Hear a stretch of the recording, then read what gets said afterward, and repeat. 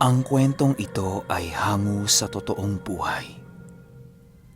Karanasan ito ng barkada ng kaibigan ko na itago na lang natin sa pangalang Pulay.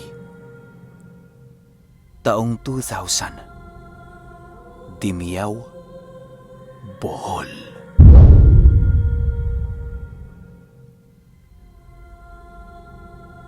Itong mga panahong ito, kakauwi lang nitong si Pulay galing Maynila. Bale, umuwi lang siya sa probinsya ng Bohol upang magbakasyon.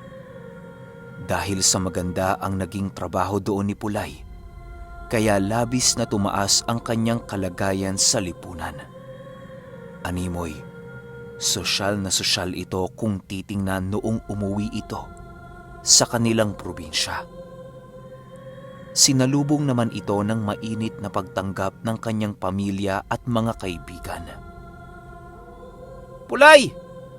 Masaya kaming umuwi ka. Tara, diretso na tayo sa bahay. Naghihintay doon ang iyong ama't ina. Wika ng pinsan ni Pulay. Ha? Ba't hindi sumama si inay? Gulat na sagot ni Pulay. Nagkasakit ang iyong inay, Pulay.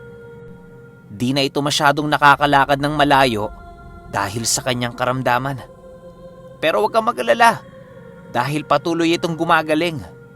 Ang iyong ama naman naroon sa bukid, kaya hindi na nakapunta. Sagot naman ng pinsan niya. Dahil sa mga narinig ni Pulay, pinili na lamang niyang tumungo sa kanilang bahay. Ang mga magulang at mga kapatid niya lamang kasi ang nais niyang makita sa kanyang pag-uwi. Medyo nalungkot noon si Pulay. Gawa ng wala ni isa sa kanyang mga kapatid ang sumunod sa kanya. Habang papalapit sila Pulay sa kanilang bahay, papalakas rin ng papalakas ang pagkabog ng kanyang dibdib. Animoy naghahalo ang tuwa at kilig sa pagsilay niya sa kanyang mga magulang. Nang makapasok na sila Pulay sa kanilang tahanan, doon niya nakita ang kanyang ina na nakaupo sa isang tumba-tumbang upuan. Nakatitig lamang yun sa labas at para bang meron itong iniisip. Nang makita ito ni Pulay, ay dali-dali niya itong tinungo upang yakapin. Nay, kumusta na ho kayo? Natatandaan niyo pa ba ako, Nay?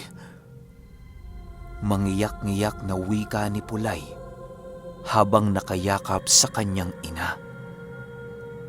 Agad namang niyakap si Pulay ng kanyang ina at nagwika ito ng, Ikaw ba yan, Pulay? Matagal ka na naming hinihintay. Napakatagal na panahon na. Salamat naman at bumalik ka na. Sagot naman ito. Napakarami nilang pinag-usapan noong mga oras na yon. Paisa-isa ding nagsidagsaan ang mga kapatid ni Pulay na meron ng kanya-kanyang mga pamilya. Di naman nabigo si Pulay sa kanyang mga pasalubong, gawa ng marami siyang dala sa kanyang pag-uwi. Halos inabot din kasi siya ng 1 dekada sa Maynila nang walang kahit na anong isinusulat sa kanyang mga magulang. Dahil sa rami ng trabaho niya doon, kaya nakalimutan na niyang magparamdam sa kanyang pamilya sa probinsya. Di naman ito naging sapat para kay Pulay upang tuluyan niyang makalimutan ang kanyang pamilya. Di man niya nagagawang magparamdam pero alam ng Diyos na hindi niya nakakalimutan ang bawat miyembro ng pamilya niya. Lumipas ang maghapon at hindi na namalaya ni Pulay ang oras. Ang tanging ipinagtataka lang noon ni Pulay sa kanyang ina ay merong isang katanungang kanyang binitawan na hindi masagot-sagot ng kanyang ina. At yun ay kung paano niya nakuha ang kanyang sakit. Palaging iniiba ng ina ni Pulay ang paksa ng kanilang usapan sa tuwing tinatanong niya ito. Sumapit ang 5:00 ng hapon at dumating na nga ang ama ni Pulay. "Tay! Magandang hapon ho! Naalala niyo pa po ba ako?" Emosyonal na salubong na tanong ni Pulay sa kanyang ama. Oo naman. Halika rito anak. Lumapit ka sa akin." Sagot naman ng ama ni Pulay. Nang marinig ito ni Pulay, agad siyang tumungo sa kinaroroonan ng kanyang ama. Animoy isa siyang maliit na batang nangulila sa kanyang ama sa loob ng mahabang panahon. Ang bahay noon nila Pulay sa kanilang probinsya ay hindi naman gaanong kalakihan. Yung tipong kasya lang ang isang pamilya sa loob nito. Isa lang ang kwarto ng bahay doon nila Pulay at ang nagiging tulugan nila ay ang mismong silid ng kanilang bahay. Pagsapit ng gabi, habang kumakain noon sila Pulay, panay pa rin ang usapan nilang pamilya. Ang ibang pinsan at kapatid noon ni Pulay ay pinili ng umuwi, gawa ng meron itong pamilyang binubuhay. Ang tanging natira na lamang sa bahay nila Pulay ay ang 2 niyang bunsong kapatid at siya. Matapos nilang kumain, si Pulay na ang nagboluntaryo ng kanilang hugasin. Habang abala siya sa paghuhugas ng pinggan, biglang tumungo ang kanyang ama upang uminom ng tubig. Di naman ni Pulay pinalagpas ang pagkakataon upang tanungin ang kanyang ama tungkol sa nangyari sa kanyang ina. "Tay, anong nangyari kay inay?" Malumanay na tanong ni Pulay. "Bakit Pulay? Hindi ba sinabi sa iyo ng iyong ina ang nangyari sa kanya?" Wika ng kanyang ama. "Hindi po tay. Kaya nga ho, sa inyo ko tinatanong kasi pakiramdam ko hindi sasabihin sa akin yun ni inay." Ang karamdaman ng iyong ina ay hindi ordinaryo, Pulay. Noong wala ka pa dito sa ating bahay, ay napakaraming nangyari. Halos ang lahat ng kaganapan dito sa atin ay hindi talaga maipaliwanag. Yang inay mo, pinilit patayin ang isang aswang na naninirahan dito sa atin. Nagkaroon kasi kami ng sigalot noong minsan itong tangkaing kunin ang iyong bunsong kapatid.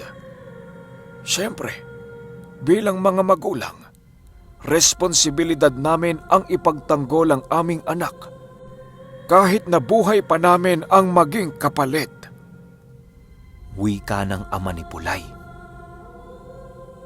Ayon sa ama ni Pulay, na noong nakaraang taon lamang naganap ang insidente.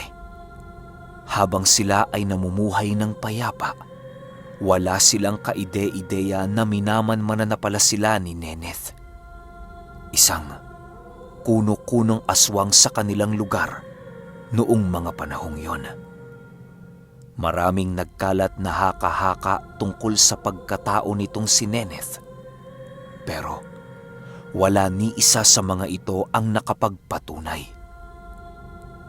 Habang abala ang mga magulang ni Pulay sa kanilang trabaho, ay hindi nila namalayang nagkakaroon na pala ng tanim si Neneth sa kanyang bunsong kapatid.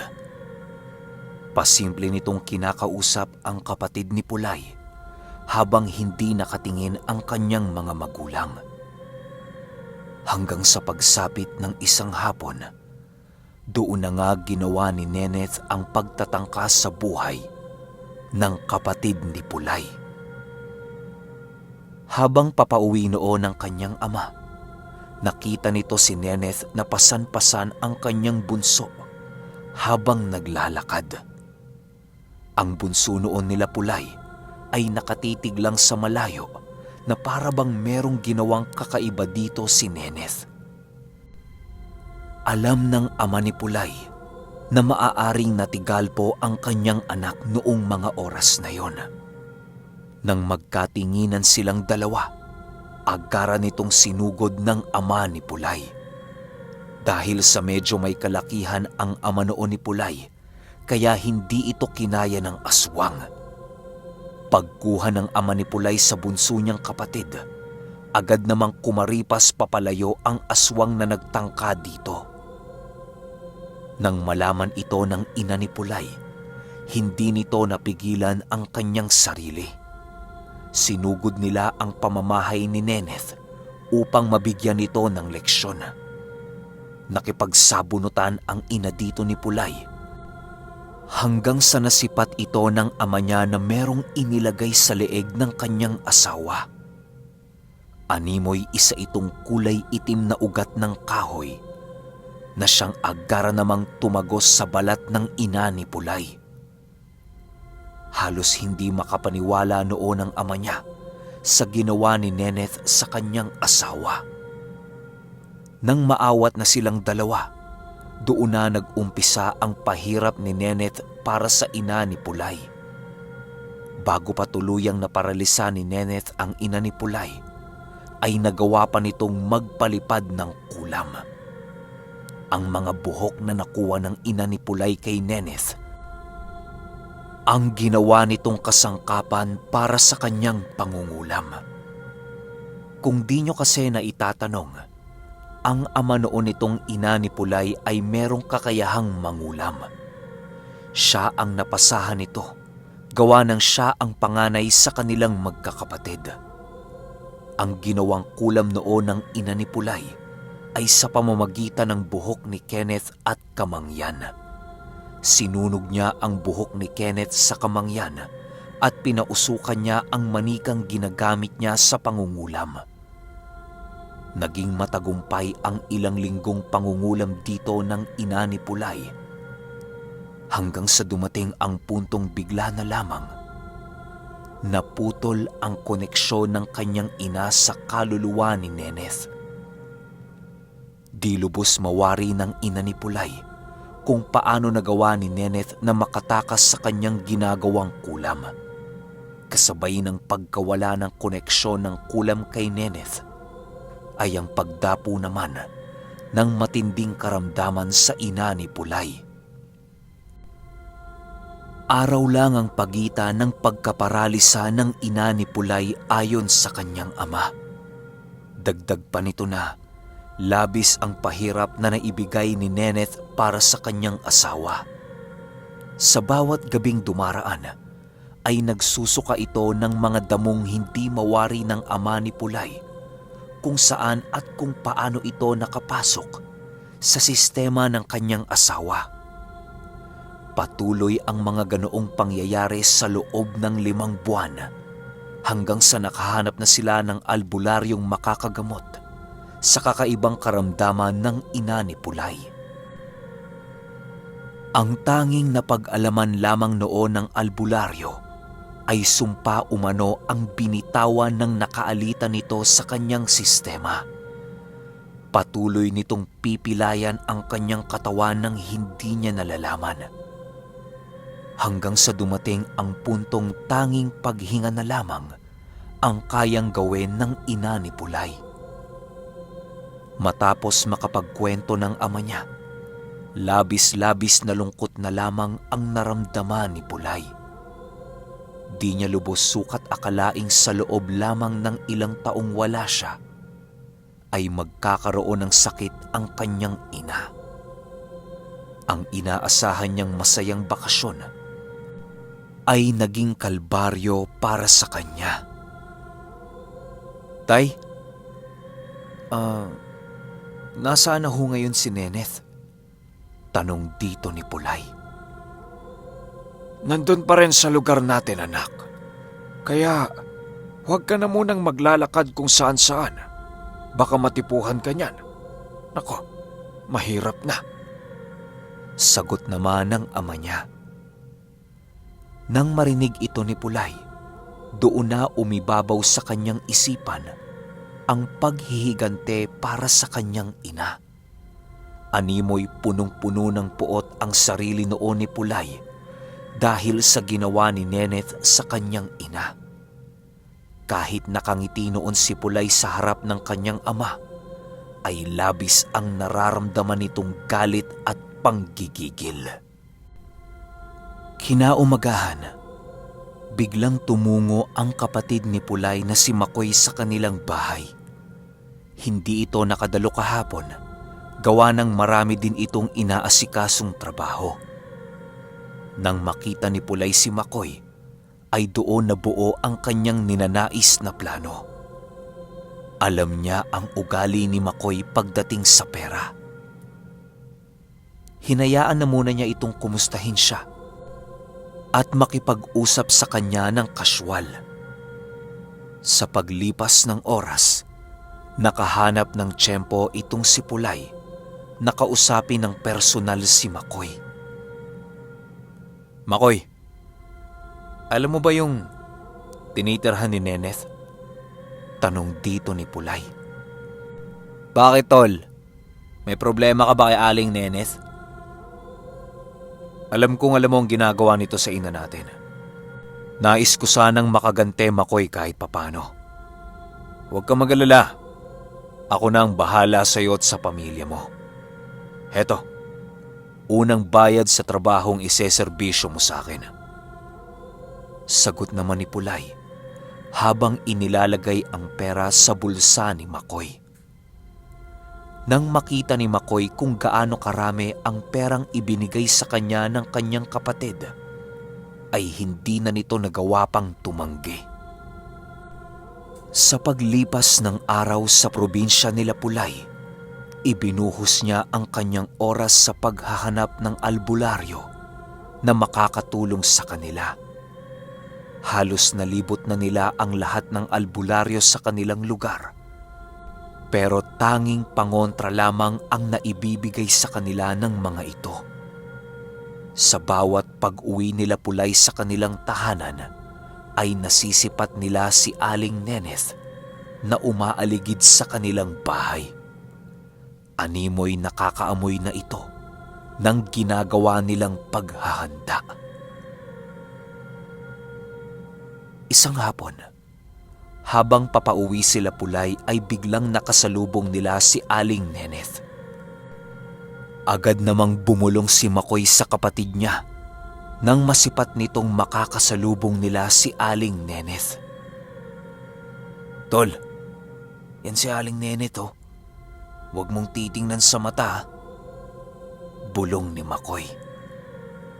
Hindi naman nagawang makasagot ni Pulay sa kadahilanang napakalapit na noon ni Aling Neneth sa kanila. Paglagpas sa kanila ni Aling Neneth, biglang naduwal si Pulay dahil sa sangsang ng amoy na kanyang nalanghap. Di naman nagawang tumigil ni Aling Neneth na tila ba hindi nito napansin ang pagduduwal ni Pulay. Habang panay ang pagduwal ni Pulay sa gilid ng kalsada, doon niya nasipat si Aling Neneth na nakatitig sa kanila sa malayo. Kitang-kita ni Pulay ang pagtitig nito na parabang meron itong nais ipahiwatig na mensahe. Pagdating nila sa kanilang bahay, ay nadatnan nila ang kanilang ina na kumakain. Agad namang tumungo si Pulay sa kanilang kusina upang uminom ng tubig. Hindi pa man nakakalapit si Pulay sa kanyang ina, bigla itong nagsisisigaw sa hindi malamang dahilan. Dahil sa pagsigaw ng ina ni Pulay, ay labis niya tong ikinagulat. Maging ang ama niyang pumapasa ng panggatong ay biglang napatakbo patungo sa kanilang papag. Pulay! Anong nangyari? Tanong ng ama niya. Hindi ko alam, tay. Sagot naman ni Pulay. Pag-amoy ng ama ni Pulay sa kanya, ay biglang nanlaki ang mga mata nito na tila ba meron itong kinakatakutan. Po, ina! Amoy yan ni Neneth! Sigaw ng ama niya. Dali-dali siyang hinawakan ng kanyang ama upang samahan papalabas ng kanilang tahanan. Halos hindi na alam ni Pulay ang nangyayari noon kung bakit nagmamadali ang kanyang amang makalabas sa kanilang tahanan. Si Makoy naman noon ay nananatiling nakahawak sa kanyang ina upang patahanin ito. Paglabas nila Pulay sa kanilang bahay, biglang binuhusan siya ng kanyang ama ng tubig na merong mga dahon ng kalamansi. Matapos makapagbihis ni Pulay, ay doon na sinabi ng kanyang ama kung bakit niya ginawa ang mga bagay na yon. Ayon sa ama ni Pulay, na maaaring namarkahan na siya ni Neneth, kaya nagsisisigaw ang kanyang ina nang makita siya nito. Maaaring nag-aalala din ang ina ni Pulay sa kanya, gawa ng minarkahan na siya ni Neneth. Sa pagsapit ng gabi noong mismong araw, nakakaramdam na si Pulay ng hindi kaaya-ayang nilalang na umaaligid sa kanilang paligid. Alam ni Pulay na si Neneth yun, pero hinayaan niya na lamang itong gawin ang nais niya noong gabi. Pagsapit ng umaga, doon na nagdesisyon si Pulay na magpasama sa kanyang kapatid sa ibang barangay upang maghanap ng manggagamot. Pagdating nila sa kabilang barangay, ay matagumpay naman silang nakahanap ng isang manggagamot na hindi pangontra ang ibinigay sa kanila. Binigyan sila nito ng isang bulaklak na pinagdikit ng sinulid. Bago ito tuluyang ibigay sa kanila, dinasalan muna ito ng manggagamot at inilubog sa banal na tubig. Nilagyan din ito ng kulay pulang tela na merong lamang ugat ng puno. Matapos maibigay ng manggagamot ang bagay na yon kay Pulay, ay nagwika ito ng, "Ilagay niyo sa ilalim ng papag na tinitirhan ng aswang. Sa oras na mailagay niyo ito, ay usalin niyo ang mga katagang ibabahagi ko sa inyo. Kapag nagawa niyo na ang mga bagay na ito, hayaan niyo na lamang na ang oras ang magparusa sa aswang na kinapupuutan ninyo." Nang marinig ito ni Pulay, labis-labis na tuwa ang kanyang naramdaman. Noon ding mismong gabing yon, isinigawa nila ang kanilang plano. Bale, magkukubli sila sa damuhang malapit sa bahay ni Neneth upang maghintay ng pagsapit ng umaga. Umaga nila ito ilalagay upang hindi ito mamalaya ng aswang. Para naman hindi sila maamoy ni Neneth sa damuhan, ay maglalagay sila ng maraming lupa sa kanilang katawan. Ayon sa manggagamot, na walang kakayahan ang aswang na makaramdam ng taong nakabaon sa lupa. Ang tanging maaaring gawin nila upang makita ang taong nakabaon ay ang tingnan ito ng kanilang dalawang mga mata. Sa pagmamasid doon ni Pulay, kitang-kita nila ang pagbabagong anyo ni Kenneth sa paglalim ng gabi. Naghintay sila Pulay na bumalik si Kenneth sa kanyang bahay. Pagsapit ng 3:00 ng madaling araw, doon na nga isinigawa nila Pulay ang kanilang binabalak. Walang kaide-ideya noon si Kenneth sa ginagawa nila Pulay. Pagtapon ni Pulay ng bagay na yon sa ilalim ng papag ni Neneth, ay bigla silang nagulat nang biglang magsisisigaw si Aling Neneth sa loob ng kanyang pamamahay. Pagbukas nito ng kanyang bintana, ay doon niya nakita sila Pulay na papaalis. "Mga demonyo kayo! Alisin niyo yan!" Alisin niyo yan! Sigaw ni Aling Neneth. Nang marinig ito nila Pulay, bigla silang napakaripas ng takbo dahil sa takot. Si Neneth naman noong mga oras na yon ay para ng baliw dahil sa sigaw ito ng sigaw.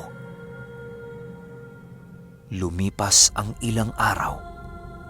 Pansin nila Pulay na hindi na nakakalabas ng kanyang bahay itong si Neneth.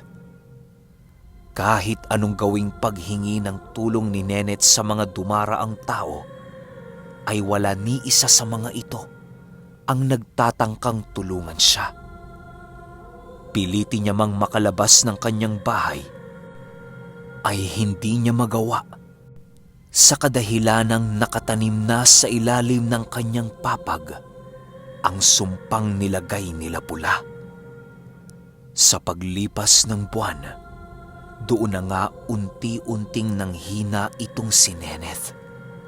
Bukod sa wala itong makain, ay hindi na din ito gaanong nakakatulog dahil sa palagi itong naririnig nila Pulay na sumisigaw tuwing gabi. Makalipas lamang ang 5 buwan, biglang umalingasaw ang baho ni Neneth sa buong paligid. Nang puntahan ito ng kanilang barangay, nakita nila sa papag ng bahay ni Neneth ang katawan nitong wala ng buhay. Halos butot balat na yon at inuuod na ang buong katawan. Naaagnas na din ang mukha nito at napakarami ng uod ang gumagapang sa kanyang mga mata. Sila Pulay naman noong mga oras na yon ay nananatiling tahimik sa kanilang ginawa sa matanda. Magpahanggang sa ngayon, hindi pa rin makakalimutan ni Pulay ang minsang ginawa nilang paglagay ng sumpa sa bahay ng isang aswang. At nagawa lamang yan nila Pulay dahil sa paglagay nito ng sakit sa kanyang inang mangkukulam. Alam niyo ba na kahit saan makarating itong si Pulay, ay palagi niyang ikinukwento at handa siyang magpatotoo nung minsang mangyari ang sagupaan ng aswang at mangkukulam.